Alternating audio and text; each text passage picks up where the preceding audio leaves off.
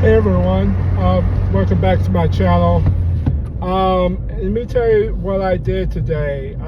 I did literally tactical training with the local police academy here in what's called Overland Park, Kansas. And a lot of stuff you laugh and you say whatever you want to say. We use a lot of keto. A lot of Kotikayesh, a lot of different techniques to take down people. Some really simple, basic trap and roll jiu-jitsu. It was very tiresome. At 46, it's not the same as 26, which means you think that you are real good and strong, then you got some 21-year-old person, and guess what, folks? Crazy people get younger and younger as you get older and older. So even with my skill set, I don't want to tangle unless I really have to, because I'm not as spry as I used to be. But if you work on proper techniques and work on proper kinetics, you don't have the muscle. There's a man that's like 6'2", gotta be pushing about 335, 340, 330. I tried to do some keto locks that I was able to do on other people. His hands was about the size of two of my fists. I'm definitely exaggerating, but I'm really not. He's a giant of a man. As some people would say, thank God he's on our side. But with that being said, what I learned today, what works, what doesn't work, what's a proper technique, what's a proper kinetic. Some footwork is different, you know. They tell me, hey, move your foot this way, but I've taught to do the move with a different foot. But hey, guess what? Everybody has a plan until they punch in the mouth. So everybody talk about, oh, well, use this in the field or this gonna work when you get to street. I implore you, anybody that does any type of martial arts, try to do it in the street. I'm not in the street, don't do it in the street.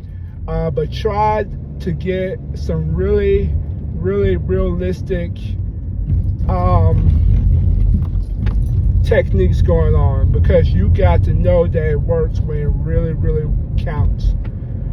Because if it don't, you're gonna end up how I was. Some things I did was very good. Some things like, oh shoot, I need more practice.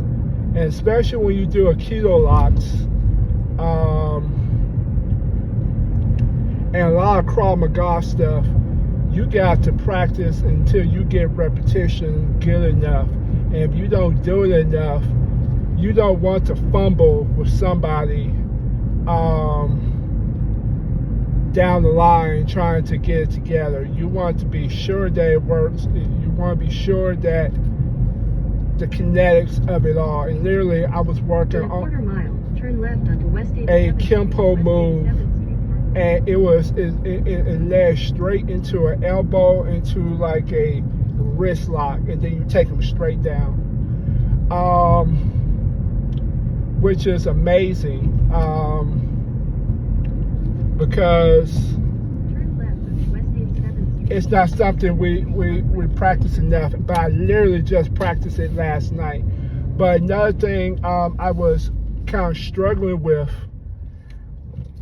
I was struggling trying to tell my partners, which I have to find a better way to teach people the things. It's one thing when I do it. It's another thing when you try and do it. When you try to do the move and try to show them and you can't demonstrate how the move go. But you know how to do it.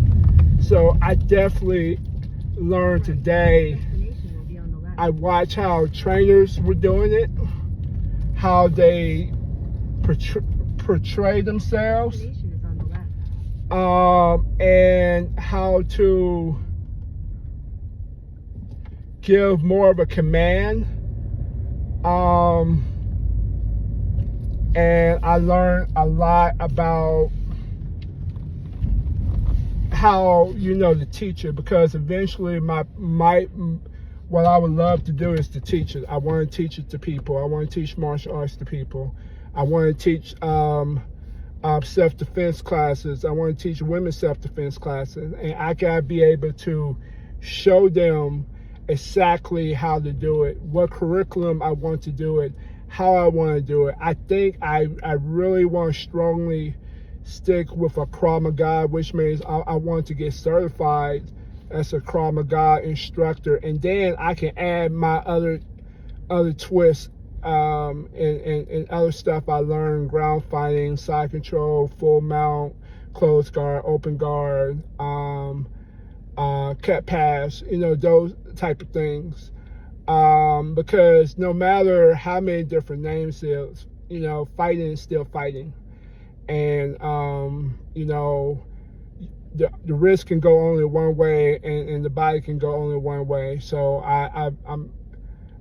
this was a good lesson for me today to learn how trainers do it, how to make people feel comfortable, and how to teach it, and how to see how I could do better. I need to strengthen my own confidence. I got a lot of things to work on if I want to get where I want to get, but realizing what you need to do is better than pretending that you know something you really don't. And I have been to certain martial arts, and they say they can do this and this and this, and I look at their skill set. I'm like, no, you really don't have no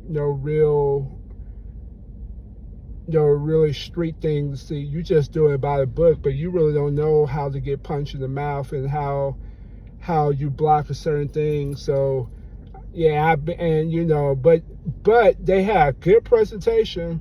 It was good. It was nice. But if you teaching people this stuff, you want to know that it works in real time, in real situation. And that's the biggest thing, is to teach somebody and they freeze up or the move did not work, which you have to second guess everything.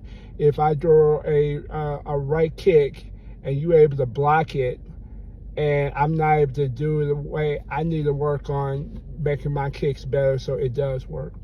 So it was a good process today in learning. So I appreciate that. So, all right, have a good one.